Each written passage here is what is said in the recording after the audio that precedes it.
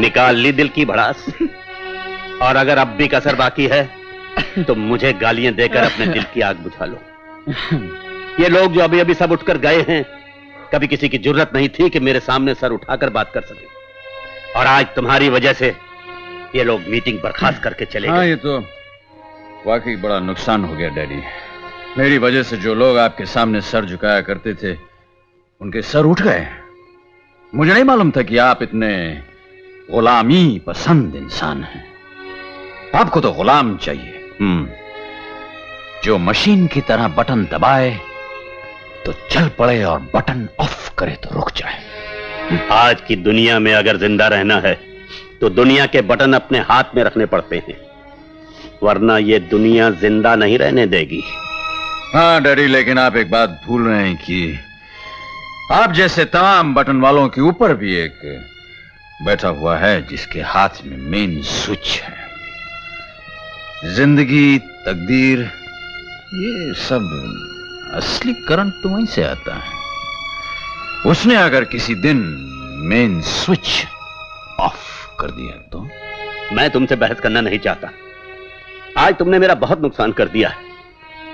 मैंने तुम्हें जरूरी बिजनेस मीटिंग के लिए बुलाया था और तुम हो कि यहां पर बचपन से लेकर आज तक सिर्फ बिजनेस मीटिंग के लिए तो आपने मुझे बुलाया है डैडी। जब से मैंने होश संभाला मुझे याद नहीं पड़ता कि बिजनेस के अलावा भी आपने मुझे किसी बात के लिए बुलाया हो। बुलाया आपने? तुमने होश संभाला ही कब था? एक लेबल की तरह शराब की बोतल से जो चिपके तो आज तक अलग न हो सके। तुमने जिंदगी में शराब पीने और हंसने के अलावा और किया ही क्या है? शराब की बोतल पे अगर मैं लेबल की तरह चिपक गया हूं डैडी, तो इस लेबल को चिपकाने वाले आप हैं। और जहां तक हंसी का सवाल, मैं आपको बता दूं डैडी कि आज तक मैं अपनी जिंदगी में कभी हंसा नहीं हूं। मैं तो दुनिया की खोखली हंसी पर कह कह लगाता रहा हूं। तो आपने तो दूर से सिर्फ उन कह कहों की आवाज सुनी है, कभी करीब आकर के उन कह कहों में बंद छलकते आंसू नहीं देखे। ये कह कहे, आंसू, जज्बात, ये बेकार और नाकारा लोगों की बातें हैं। मेरे पास इन चीजों के लिए फुर्सत नहीं है। और फिर तुम किस बात पर आंसू बहाते हो? कौन सा सुख नहीं है तुम्हारे पास? क्या कुछ नहीं दिया तुम्हें? हाँ डैडी, आपने मुझे वो सब दिया जिसे बाजार से खरीद के एक घर में सजाया जा सकता है, मगर वो सुख कभी नहीं दिया जिसे एक दिल में सजाया जा सके। तुमने फिर वही बातें शुरू कर दी।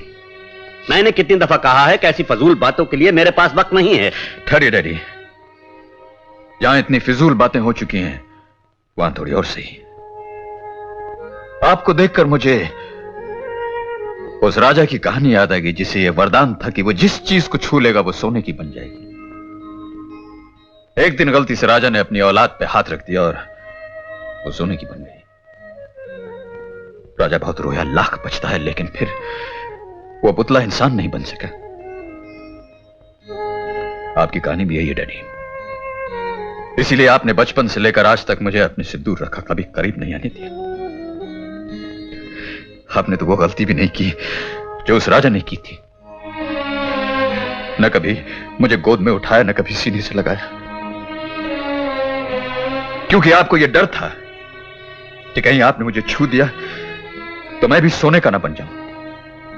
मैं सोने का बन गया तो मेरे नाम पर आपने ये जो करोड़ों का कारोबार शुरू किया हुआ है, इसके कागजात कौन साइन करेगा? आपके चेक्स कौन साइन करेगा? डैडी, मैं एक बार आपको हंसते मुस्कुराते हुए देखना चाहता हूं। एक बार अपनी इस दौलत की दुनिया से बाहर निकल के तो देखिए। इस दौलत की दुनिया ने मुझे शराब में डुबोकर एक बेकार चलती फिरती लाश बना दिया डैडी। मैं